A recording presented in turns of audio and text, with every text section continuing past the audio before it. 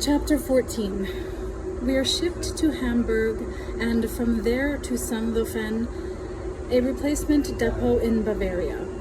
My outfit from Fort Dix is broken up and sent all over the European command.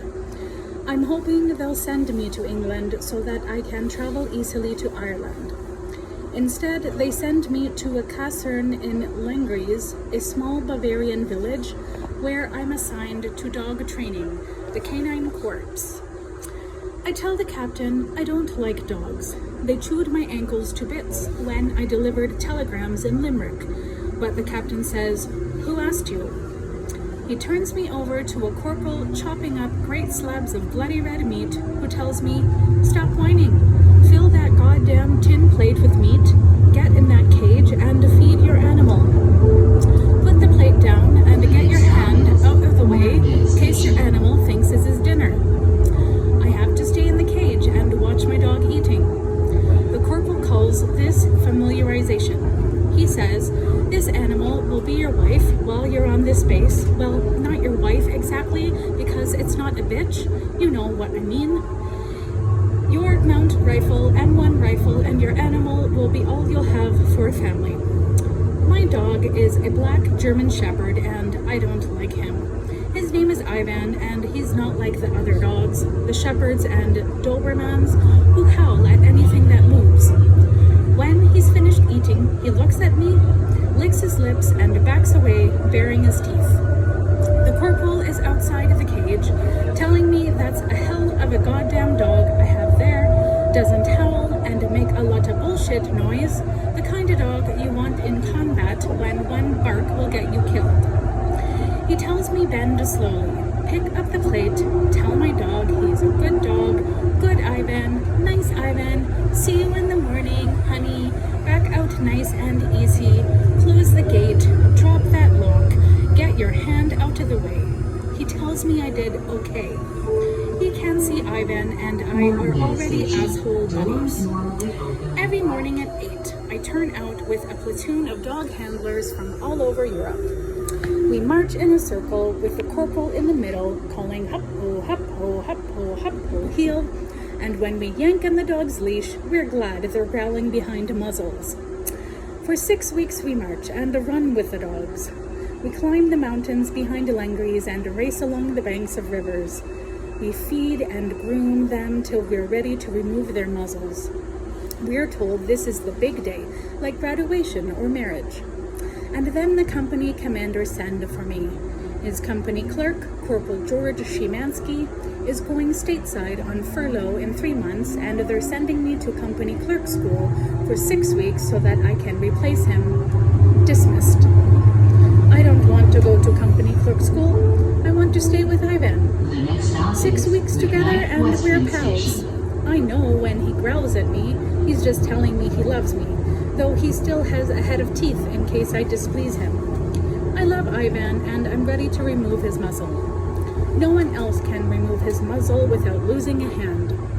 I want to take him on maneuvers with the 7th Army in Stuttgart, where I'll dig a hole in the snow and will be warm and comfortable.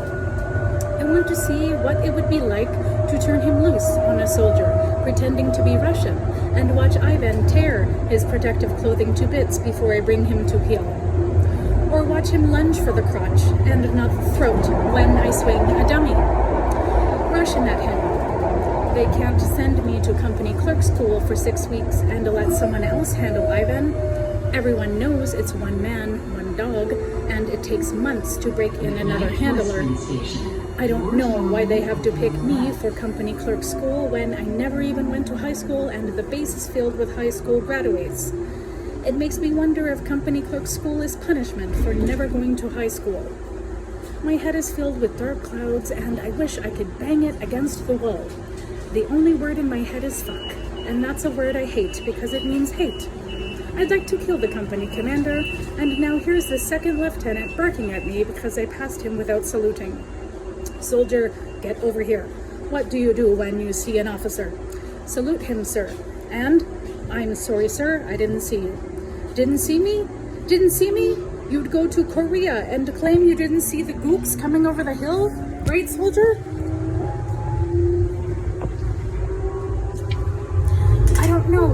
to this lieutenant who's my age and trying to grow a mustache with sad ginger hair.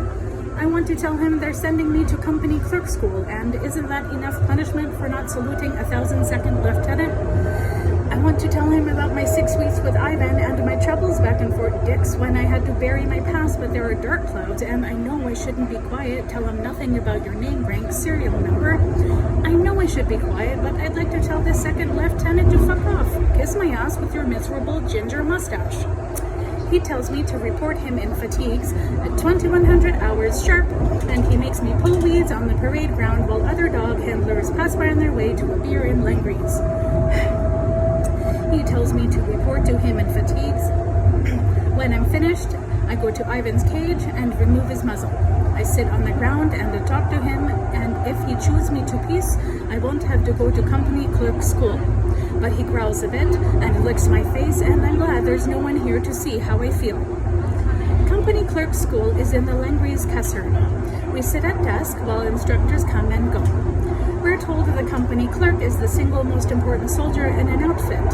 Officers get killed or move on. Non-coms too. But an outfit without a clerk is doomed.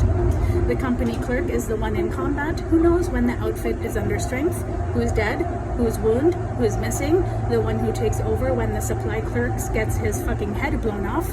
The company clerk, men, is the one who delivers your mail when the mail clerk gets a bullet up his ass, the one who keeps you in touch with the folks back home. After we've learned how important we are, learn to type. We have to type up a model of a daily attendance report with 5 carbon copies, and if one mistake is made, one little stroke too much, an error in addition, a strike over, the whole thing is to be retyped. No erasures, goddammit. This is the United States Army, and we don't allow erasures. Allow erasures on a report, and you invite sloppiness all along the front. We're holding the line against the goddamn Reds here, men. Can't have sloppiness. Perfection, men, perfection. Now type, goddammit.